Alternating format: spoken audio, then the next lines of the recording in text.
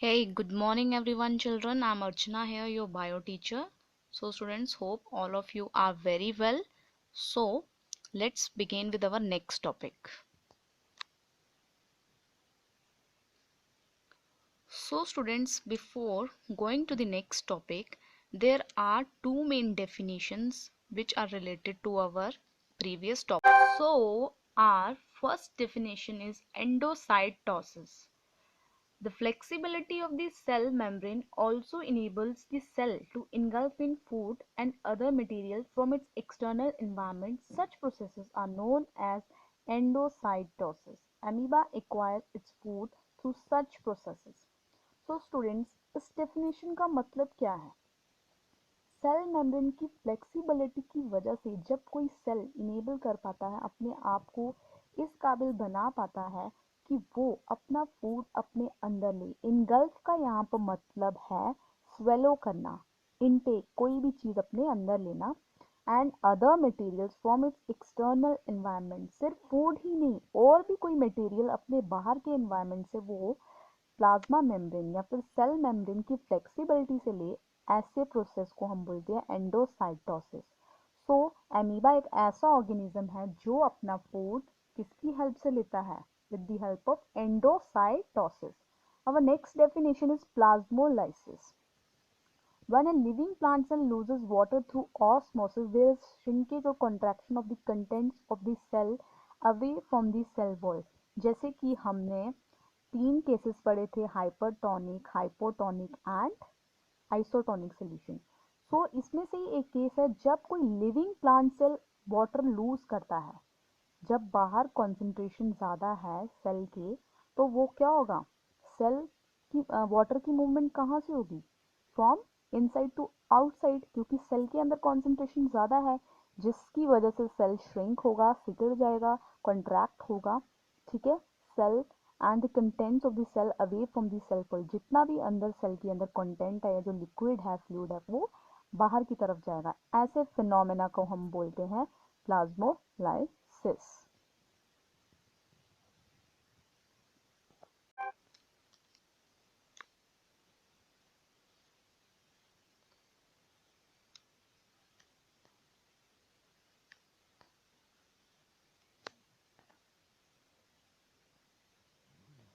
So now we will start cell organelles. मैंने आपको बताया था कि आपने मेरे से पूछा था, मिस व्हाट आर ऑर्गेनेलीज। तो मैंने आपको बोला था जैसे हमारी ह्यूमन बॉडी में ऑर्गन्स प्रेजेंट होते हैं। हार्ट किस लिए हेल्प करता है? For pumping of blood. Kidney filtration में हेल्प करती है ना? ऐसे ही सेल के अंदर भी ऑर्गेनेलीज प्रेजेंट होती हैं जो कि सेल को एक डेफिनेट फंक्शनिंग में हेल्प करती है।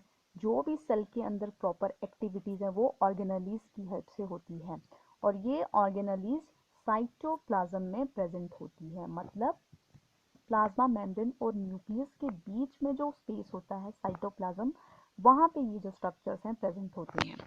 So what are cell organelles? Now the question arises.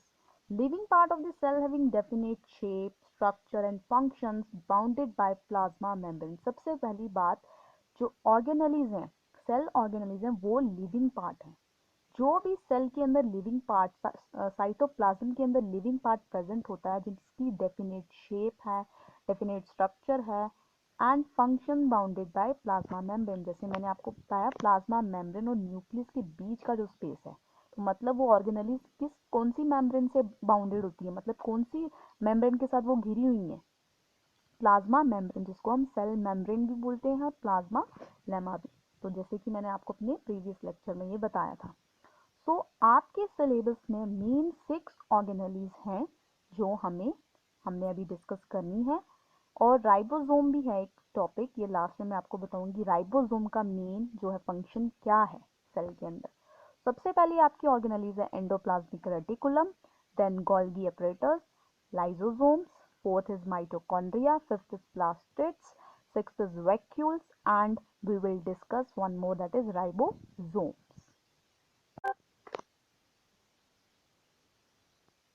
So student, first of all we will start with endoplasmic reticulum. So it is the network of membrane present in cytoplasm. These are present in eukaryotic cells. Endoplasmic reticulum एक network है. Network का मतलब है कई इकट्ठे structures एक net type बनाता है मेम्ब्रेन्स का, जो कि साइटोप्लाज्म में प्रेजेंट होता है. एक ऑब्वियसली ये एक ऑर्गेनली है, तो मैंने आपको बोला ऑर्गेनलीज जो है वो साइटोप्लाज्म में प्रेजेंट होती हैं. These are present in eukaryotic cell. ये यूकैरियोटिक सेल्स में प्रेजेंट होती है. यूकैरियोटिक सेल कौन कौन से हैं? Plant cell and animal cells. ये हमने पिछले लेक्चर में डिस्कस किया है कि व्हाट आर यूकैरियोटिक सेल्स. अब एंडोप्लाज्मिक जो है वो टू टाइप्स की है. It is of two types. First is SER, जिसको हम स्मूथ एंडोप्लाज्मिक रेटिकुलम भी कहते हैं. सेकेंड इज RER, मतलब रफ एंडोप्लाज्मिक रेटिकुलम. कहने का मतलब है एंडोप्लाज्मिक के भी दो टाइप्स हैं, एक SER and RER. So let's discuss first one, that is smooth endoplasmic reticulum. It made of tubules. It helps in manufacture of fat molecules, steroid, lipids, ribosomes are absent.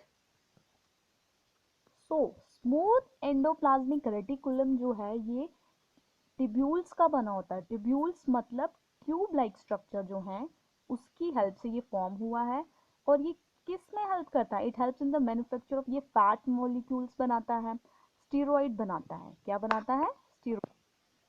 Steroids are organic compound. Steroids क्या है? ये organic compounds हैं जो कि fluidity जो है alter करते हैं सेल, ठीक है, ये मेम्ब्रेन की. लिपिड्स, लिपिड्स होते हैं हाइड्रोकार्बन्स जो कि हेल्प करते हैं in the formation of building block of the structure of cell and maintains the function of the cell. And ribosomes are absent. अभी मैंने आपको बोला था कि ऑर्गेनेलिज में हम लास्ट में राइबोसोम भी डिस्कस करेंगे. ये बहुत ही इंपॉर्टेंट इसका रोल है सेल के अंदर. तो मैं आपको यहीं पे बता देती हूँ, राइबोसोम्स जो हैं वो सेल के अंदर प्रोटीन सिंथेसिस में हेल्प करते हैं, ठीक है. Next is second one, rough endoplasmic reticulum, जिसको हम RER भी बोलते हैं. It is made up of vesicles, help in manufacturing of proteins and contains ribosomes on its surface. So students, rough endoplasmic reticulum जो है वो किसका बना है? वेसिकल्स का बना है. अब वेसिकल्स क्या है? ये ऐसे स्ट्रक्चर्स हैं, कंटेनर्स टाइप स्ट्रक्चर्स हैं, ठीक है, जो जिसमें कोई भी चीज जो है स्टोर की जा सकती है, ठीक है. ये हेल्प करते हैं स्टोरेज में और ट्रांसपोर्टेशन में. कोई भी चीज जो है सेल के अंदर वो वेसिकल्स के अंदर कंटेनर लाइक स्ट्रक्चर के अंदर स्टोर की जाती है. फर्दर वो ट्रांसपोर्ट होती है एक सेल से दूसरे सेल पर, ठीक है. It also helps in manufacturing of proteins. ये प्रोटीन्स बनाने में भी हेल्प करते हैं रफ एंडोप्लाज्मिक रेटिकुलम. अब मैं आपको बताऊंगी इन्हें रफ क्यों बोलते हैं. रफ इसलिए बोलते हैं क्योंकि इन स्ट्रक्चर्स में बाहर पे राइबोसोम्स प्रेजेंट होते हैं आउटर साइड में, जो कि प्रोटीन सिंथेसिस में हेल्प करते हैं.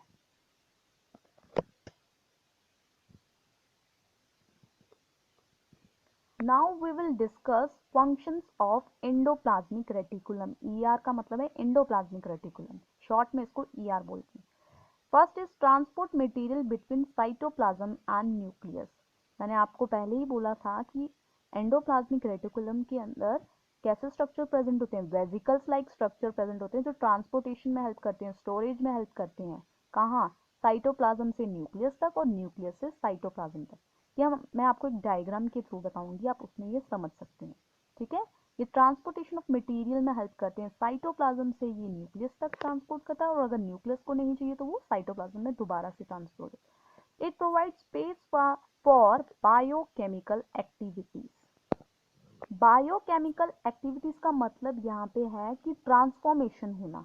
Transformation of one molecule into a different molecule inside a cell. कोई भी मॉलिक्यूल अगर ट्रांसफॉर्म हो रहा है एक फॉर्म से दूसरी फॉर्म में सेल के अंदर, ऐसी एक्टिविटीज को हम बोलते हैं बायोकेमिकल एक्टिविटीज, मतलब लिविंग एक्टिविटीज, ठीक है. एक फॉर्म से दूसरी फॉर्म में ट्रांसफर होना. It helps in synthesis of fats, steroids, cholesterol etcetera. अभी ये सिंथेसिस में हेल्प करती है. किसकी सिंथेसिस में हेल्प करती है? Fat, steroids. स्टेरॉइड्स मैंने आपको बताया था ये ऑर्गेनिक कंपाउंड्स होते हैं. Cholesterol is a waxy fluid like substance. It is also a fat which is present in non-living cells. Okay. Next is it helps in detoxification of poisonous products. Detoxification का मतलब क्या है? Removal of poisonous substances from a living organism. किसी भी living organism की body में से कोई भी पॉइजनस सब्सटेंस को रिमूव करने को प्रोसेस को हम बोलते हैं डिटॉक्सिफिकेशन। सो ये डिटॉक्सिफिकेशन में भी हेल्प करता है। Some of the proteins and lipids helps in building cell membrane. कुछ प्रोटीन्स और लिपिड्स किस में हेल्प करती हैं? सेल मेम्ब्रेन बनाने में हेल्प करती हैं और इस प्रोसेस को हम बोलते हैं membrane biogenesis. Note down this point students, it is very important point. कुछ प्रोटीन्स और लिपिड्स किस में हेल्प करती हैं? सेल मेम्ब्रेन बनाने में हेल्प करती हैं और इस प्रोसेस को हम बोलेंगे biogenesis. Protein also send to various places in cell depending on need. Endoplasmic reticulum का एक ये फंक्शन है, जो प्रोटीन राइबोसोम्स बनाते हैं, जब वो न्यूक्लियस को चाहिए तो वो प्रोटीन्स जो है न्यूक्लियस तक पहुंचाई जाती हैं। जब उसका काम वहाँ पे नहीं है तो वो सेल के अंदर जहाँ जहाँ जिन ऑर्गेनेल्स को उसकी ज़रूरत है वहाँ तक ये प्रोटीन जो है भेजी जाती हैं with the help of endoplasmic reticulum. So ये ट्रांसपोर्टेशन में हेल्प करती है, जहाँ पे जिस टाइम ज़रूरत है ये वहीं पे उस टाइम पे सेंड करती है।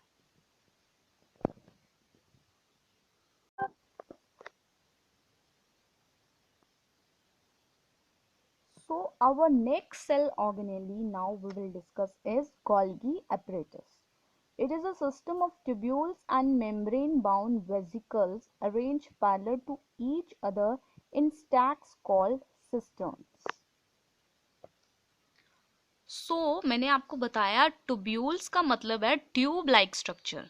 ये एक ट्यूब लाइक स्ट्रक्चर है एंड मेम्ब्रेन बाउंड वेजिकल्स मतलब साइड पे इसके वेजिकल्स प्रेजेंट होते हैं जो कि एंडोप्लाज्मिक रेटिकुलम में भी थे।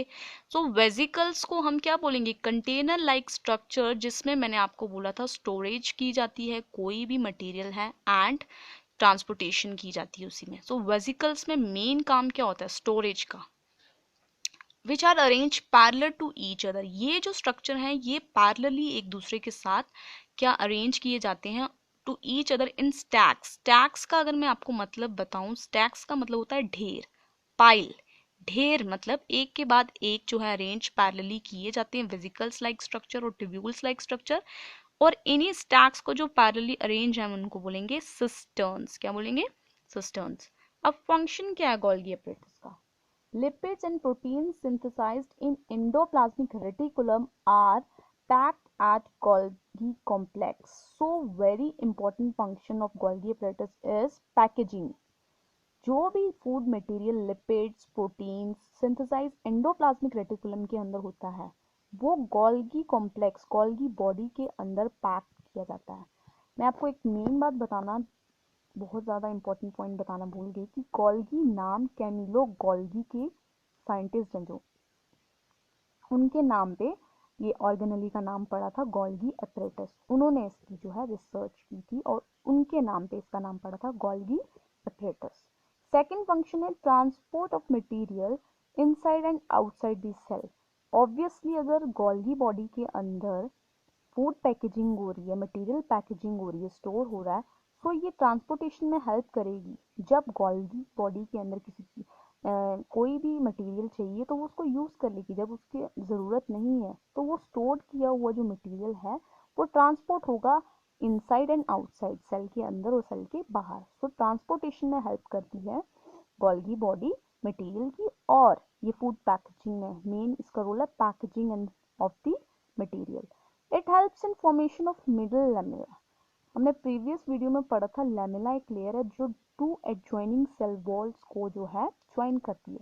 तो ये मिडल लैमेला बनाने में भी हेल्प करती है।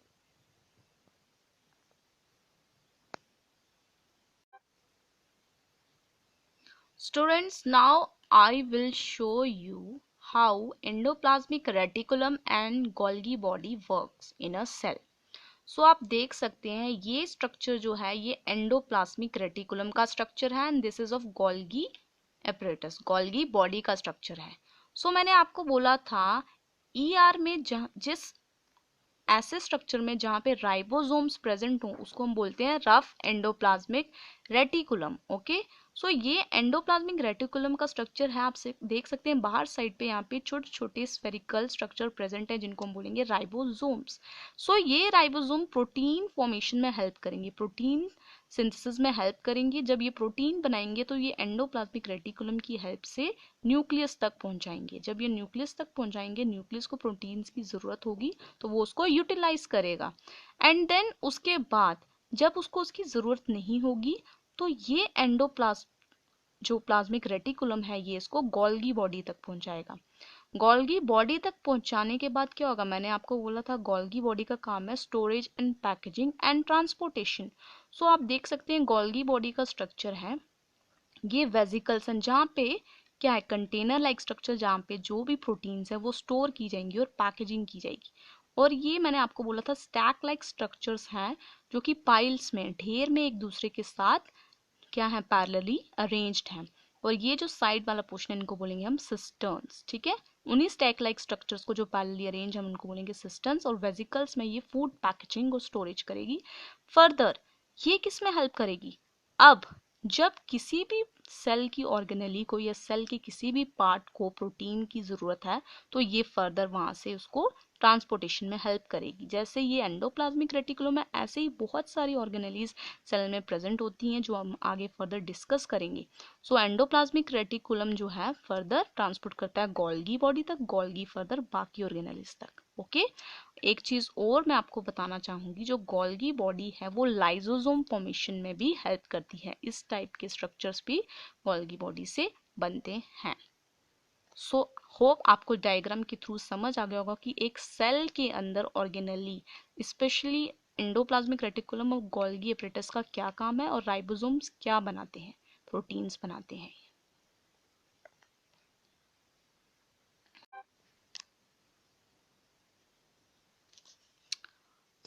So students, next number third is lysosomes. So lysosomes के सामने ही मैंने लिखा सुसाइड बैग्स, इनको हम सुसाइड बैग्स भी बोलते हैं। वो क्यों बोलते हैं ये अभी आके डिस्कस करके मैं आपको बताती हूँ। पहले हम पढ़ लेते हैं कि what are lysosomes. These are tiny like granules containing digestive enzymes. ये छोटे छोटे ग्रेन्यूल्स लाइक स्ट्रक्चर है, spherical structure granules like. Granules मैंने आपको बताया क्या होता है, a small hard piece like structure. ये हार्ड स्ट्रक्चर है, पीस लाइक हार्ड स्ट्रक्चर है और छोटा है। टाइनी से पता चल रहा है आपको, छोटे छोटे ग्रेन्यूल्स लाइक स्ट्रक्चर हैं containing digestive enzymes. So what are digestive enzymes? Digestive enzymes group of enzymes है जो कि मैक्रोमोलिक्यूल्स बड़े बड़े मॉलिक्यूल्स को छोटे छोटे मॉलिक्यूल्स में ब्रेक डाउन करने में हेल्प करती हैं ताकि फर्दर वो एब्जॉर्ब कर सके, एब्जॉर्प्शन में हेल्प कर सके। मतलब ये बड़े मॉलिक्यूल्स को छोटे मॉलिक्यूल में ब्रेक डाउन में हेल्प करती है। ये ग्रुप ऑफ एंजाइम्स हैं। Next is these are bounded by a single membrane. Lysosomes जो है एक सिंगल मेम्ब्रेन से ही बाउंड किए हुए हैं, घिरे हुए हैं। अब now next is functions. Function क्या लाइसोसोम्स का? The main function is digestion. सबसे मेन फंक्शन क्या है? डाइजेशन। इसीलिए मैंने आपको बताया था ये ग्रेन्यूल लाइक स्ट्रक्चर में डाइजेस्टिव एंजाइम्स प्रेजेंट होती हैं। ये बहुत ही मेन पॉइंट है, नोट डाउन दैट कि lysosomes contain digestive enzymes which help in digestion. They are kind of waste disposal. इनको हम वेस्ट डिस्पोजल भी कहते हैं लाइसोसोम्स को। कोई भी मटेरियल जो सेल के बाहर से, फॉरेन मटेरियल सेल के बाहर से आ रहा है, for example bacteria, food particles, ये उसको वॉर्न आउट करता है, उसकी एंट्री को जो है अगर वो कर भी जाता है तो वो उसको डाइजेस्ट कर लेता है। ठीक है, और सेल को उससे बचाता है। Helps in digestion foreign and cell materials. जो भी foreign material, worn out material जिसकी एंट्री सेल में अलाउ नहीं है, ये उसको डाइजेस्ट कर लेता है और सेल का जो मटेरियल है जो नहीं चाहिए, सेल को हार्म कर रहा है, डिस्ट्रॉय कर रहा है, ये उसको क्या करता है? डाइजेस्ट कर लेता है with the help of digestive enzymes, क्योंकि लाइसोसोम के पास डाइजेस्टिव एंजाइम्स होती हैं। सो ये मैं आपको एक फिगर के थ्रू समझा सकती हूँ। Okay, so listen students, suppose this is a cell. ये एक सेल है, आप उसको सपोज कर लीजिए, ठीक है। ये सेल का कोई और ऑर्गेनली प्रेजेंट है और ये लाइसोसोम है, ठीक है। ये लाइसोसोम है, ये कोई और ऑर्गेनली सेल के अंदर प्रेजेंट है, आप ध्यान से देखिए। और सपोज कोई मटेरियल फॉरेन से, मैंने एरो किया है, अगर बाहर से अंदर की तरफ आ रहा है, जो फॉरेन मटेरियल लाइसोसोम के अंदर आने की कोशिश कर रहा है, तो उस टाइम लाइसोसोम एक डाइजेस्टिव एंजाइम रिलीज करेगा, क्योंकि इसके अंदर डाइजेस्टिव एंजाइम्स प्रेजेंट होती हैं, और ये फॉरेन मटेरियल को क्या कर लेगा, डाइजेस्ट कर लेगा, ठीक है, अपने अंदर डाइजेस्ट कर लेगा और खुद बर्स्ट हो जाएगा। लेकिन फर्दर जो सेल की प्रोसेस है, फंक्शनिंग है, बाकी ऑर्गेनेलिज को उससे बचाएगा। सो अब मैंने आपको स्टार्टिंग में बोला था कि lysosomes are also known as suicide bags.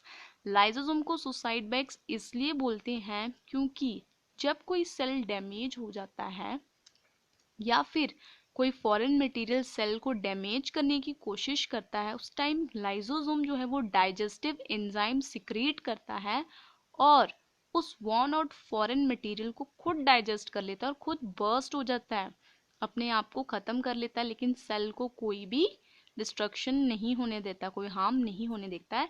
इसीलिए हम इनको सुसाइड बैग्स भी बोलते हैं। जब कोई सेल डैमेज हो जाता है, उस time lysosome digestive enzyme secrete करता है और उसको डाइजेस्ट कर लेता है, उस सेल को डाइजेस्ट कर लेता है, ठीक है। सो ये था लाइसोसोम के बारे में। This is all about lysosome and functions of lysosomes. Thank you students.